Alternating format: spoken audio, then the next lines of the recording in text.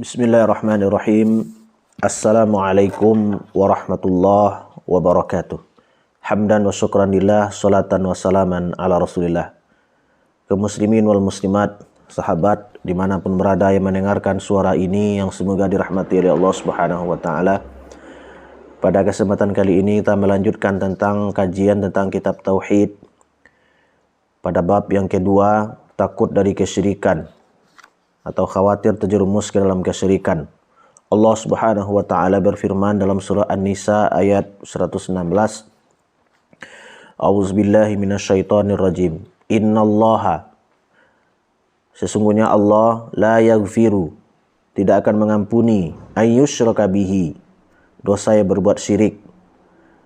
Wa yaghfiru ma duna dzalika liman yasha, dan Allah mengampuni segala dosa selain syirik itu bagi siapa yang dikehendakinya.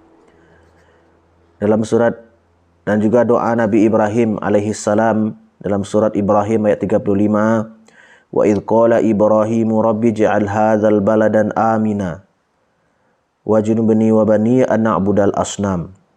Wa idz qala Ibrahim, dan ketika Ibrahim berkata, Rabbi, berdoa kepada Allah Subhanahu wa taala, rabbi ij'al hadzal balada amina, ya Allah, jadikanlah negeri ini negeri yang aman.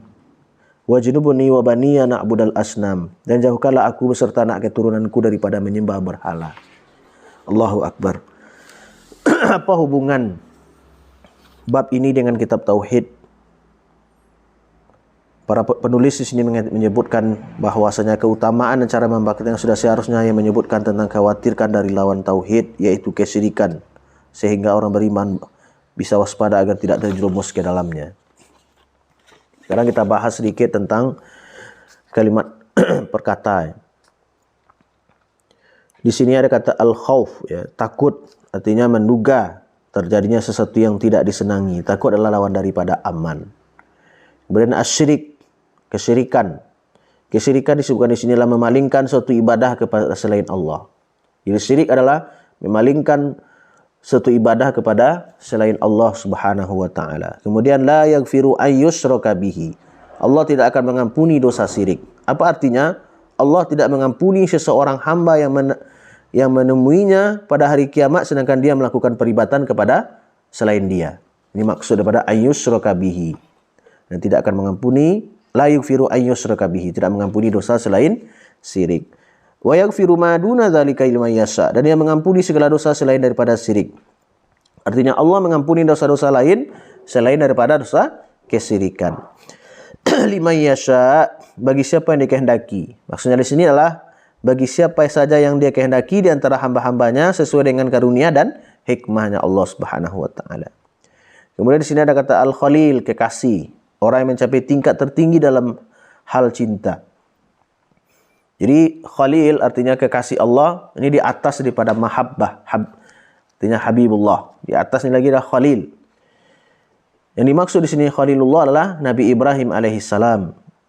Kemudian ijnubni wa bani, jauhkanlah aku beserta anak cucuku.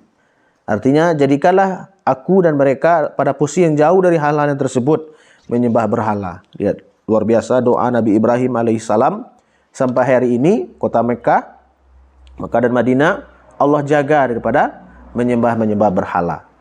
Itu doa daripada Nabi Ibrahim berapa abad yang lalu. Ribuan tahun yang lalu Nabi Ibrahim berdoa kepada Allah Subhanahu wa taala. Al-asnam, berhala. Apa arti berhala di sini? Al-asnam di sini benda-benda yang dipahat yang menyerupai bentuk orang atau binatang. Jadi artinya asnam di sini berhala di sini adalah kata para ulama benda-benda yang dipahat menyerupai bentuk orang atau bentuk-bentuk binatang. Pelajaran yang bisa kita petik dari kedua ayat ini, yang pertama adalah kesyirikan adalah dosa yang paling besar.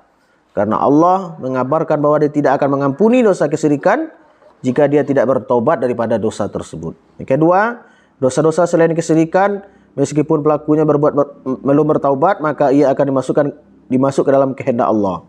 Jika Allah berkehendak, maka dia mengampuninya. Dan jika Allah berkehendak, maka Allah akan mengazabnya. Dan hal tersebut terdapat dalam dalil tentang bahaya kesyirikan.